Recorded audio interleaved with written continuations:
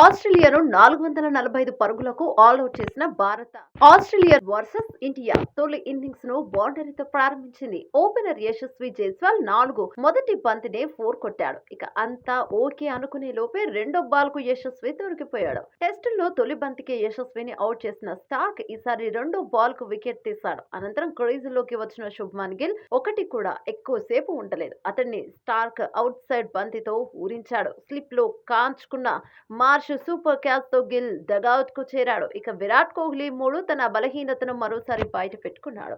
Of side పడిన బంతిని కదిలించి వికెట్ కీపర్ కు దొరికిపోయాడు. ఈ వికెట్ జోష్ హెజల్వుడ్ ఖాతాలో పడింది. ఈ దశలో 2 సార్లు వర్షం రావడంతో మ్యాచ్ సాగలేదు. మళ్లీ ఆట ప్రారంభమైన కాసేపటికే రిషబ్ పంత్ 9ని కమిన్స్ బోల్తా కొట్టించాడు. టాప్ ఆర్డర్ లో బ్యాటర్లు పెవిలియన్ కు చేరడంతో ఇక మిడిల్ ఆర్డర్ పైన భారం అంతా.